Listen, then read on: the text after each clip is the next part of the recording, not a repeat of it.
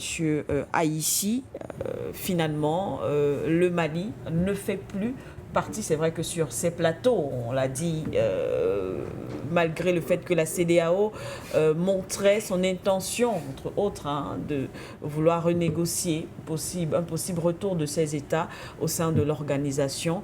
Mais là, c'est officiel, la CEDEAO accepte cette sortie du Mali. Écoutez, Madame Siké, on va parler par quatre chemins. Allez-y.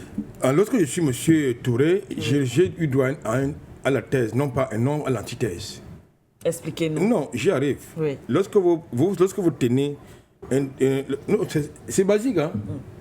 Il nous a plus présenté les inconvénients pour l'AES. Pour l'AES. À sortir de la CEDEAO. Mais il ne nous présente pas les inconvénients pour les États de la CEDEAO avec la sortie de l'AES. C'est ça que j'appelle l'antithèse. Eh bien, il faut bien noter, pour corriger quelque chose, que si l'AES est sorti de la CEDEAO, c'est parce qu'il s'est posé un problème. Il y a une raison fondamentale qu'il ne faut pas occulter. Il y a au moins deux raisons, pas seulement une. Il y a une multitude de raisons, mais il y a une raison fondamentale. La première raison fondamentale, c'est que vous avez des pays qui sont confrontés à l'instabilité sécuritaire, mais la CEDEAO, qui a vocation à être solidaire, qui est dans une communauté d'intérêt manifestement, enfin, du moins sur le papier, n'est pas capable de soutenir ces pays-là pour lutter contre le terrorisme.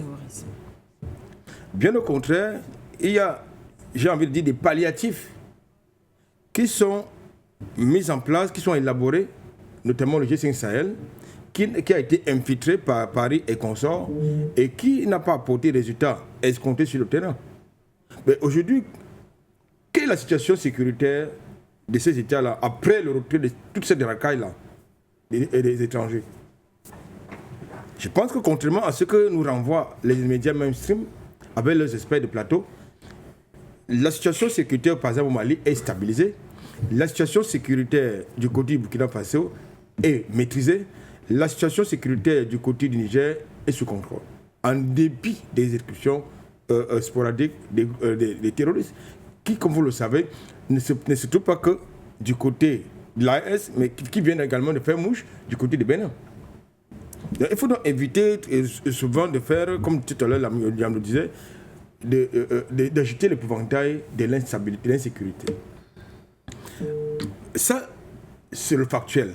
Oui. C'est-à-dire, c'est la raison qui a fait en sorte que les États de l'AES claquent la porte. La seconde chose, c'est que la CEDEAO a été infiltrée. C'était un CEDEAO aux ordres.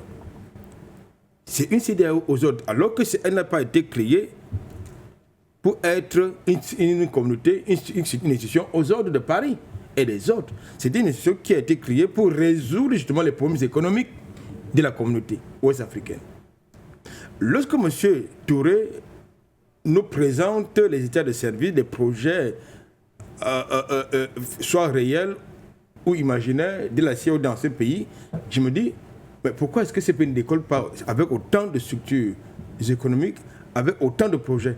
Pourquoi le Niger était toujours présenté comme étant l'un des pays les plus pauvres au monde? Pourquoi est-ce que n'est-ce pas, le Mali n'a pas décollé du point de vue économique? Pourquoi le Burkina Faso n'a pas décollé du point de vue économique? C'est des questions. C'est ça donc, exemple pour laquelle je dis, vous savez, chacun raconte l'histoire telle qu'il veut qu'on la comprenne. Et il a choisi le pan de son histoire. C'est pour tout à l'heure, j'ai dit que dans son affaire, il manque l'antithèse. La thèse, déjà, elle est erronée, elle est falsifiée. Maintenant, c'est quand même... La CEDEAO, c'est quand même une communauté. D'abord, économique, une communauté sociologique. Mais est-ce qu'il n'y a que les ressortissants de l'AES qui aussi seront confrontés à des problèmes de visa en voulant aller de l'autre côté des frontières, notamment de la Côte d'Ivoire, notamment du Ghana, entre autres? Je ne pense pas. Donc, les problématiques soulevées par M. Touré vont également concerner les ressortissants ghanéens, les ressortissants togolais, ivoiriens, sénégalais, entre autres. C'est-à-dire, pour aller du côté de l'AS, Oui, vous serez astreint à un visa. tout à fait, tout à fait. Vous serez astreint à la délivrance d'un visa. Vous allez, pendant qu'on y est, je crois quand même que du point de vue économique, lorsqu'on regarde sur la carte, je crois qu'on va revenir là-dessus, c'est son domaine, je ne suis pas économiste. Du point de vue économique, nous constatons quand même que là, c'est quand même plus vaste que ces 8 autres, je crois que c'est 8 ou 8, je crois qu'ils sont 8 ou 12, ils sont 12, ok. Oui. Parce que je vois du côté de la CEDEAO, je crois qu'ils sont 15, du côté de l'UEMOA, ils sont, je crois, une douzaine.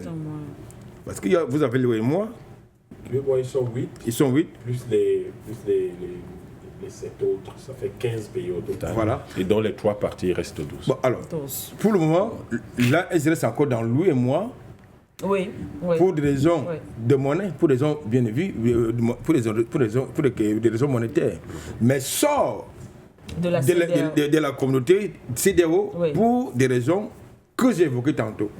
Donc, je t'ai tenté de dire que du point de vue de l'espace, l'AS, c'est 2 fois plus que les autres. En matière géographique, du point de vue géographique, Oui. du point de vue même, j'ai envie des ressources. C'est-à-dire des ressources, Des richesses. des richesses, voilà. C'est plus vaste. Bon, qui nourrit, lorsqu'on parle des bovins, qui nourrit la Côte d'Ivoire? Je crois bien que c'est le Mali. Absolument. Lorsqu'on parle du coton, qui exporte vers le Nigeria, qui en a besoin d'ailleurs, le Burkina Faso et le Mali, entre autres. Donc nous pensons que M. Touré est dans la falsification des faits. On se sera attendu, je ne sais pas si la direction va peut-être nous présenter son antithèse, mais on aimerait également écouter l'antithèse de son propos. En même temps, chacun prêche pour sa chapelle. Donc, on ne peut pas en vouloir à M. Touré. Hein.